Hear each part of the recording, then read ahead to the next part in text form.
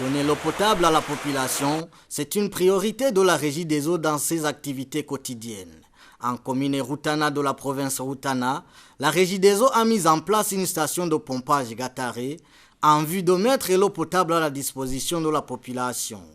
Même s'il y a ce qui reste à faire pour une bonne utilisation et gestion de cette eau, les activités d'adduction de l'eau potable sont appréciables. Nous l'avons bien apprécié parce qu'avant, nous avions une carence en eau potable. Nous passions même 3 à 4 jours sans eau.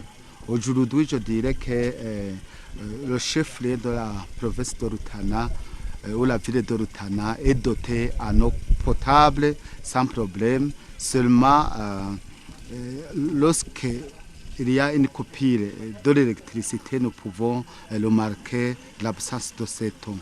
Dans cette province de Rutana, l'eau potable n'est plus un problème. Mais avoir l'eau potable n'est pas suffisant. La population doit aussi savoir comment l'utiliser étant propre. Il y a ceux qui savent l'importance de l'eau potable et qui l'utilisent en sauvegardant la nature d'être potable. Mais il y en a d'autres qui puisent l'eau en utilisant des outils sales, ce qui fait que cette eau ne soit plus potable. L'eau est indispensable.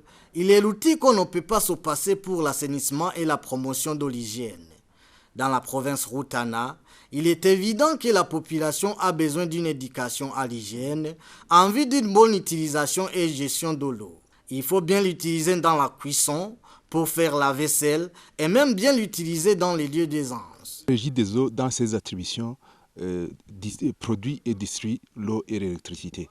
Et principalement dans ce qu'on est en train de faire actuellement, on vient de visiter le marché, on a trouvé qu'il y a de l'eau. On a visité aussi quelques endroits au niveau des écoles, même au niveau des hôtels.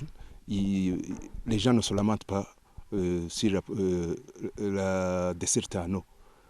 Et le problème qu'il y a actuellement, comme dans d'autres pays,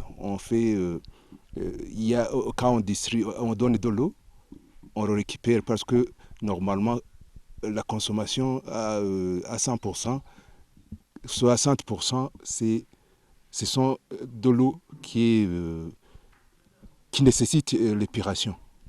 Donc, et actuellement, comme on est ici, par exemple, au niveau de ce lycée, vous voyez que normalement, l'eau y est. Mais le problème qu'on a, c'est le problème d'assainissement. Alors, malgré l'eau potable distribuée, il y a l'inquiétude qu'une fois l'épidémie peut se produire à cause du manque d'assainissement. Donc, dans nos projets, on va faire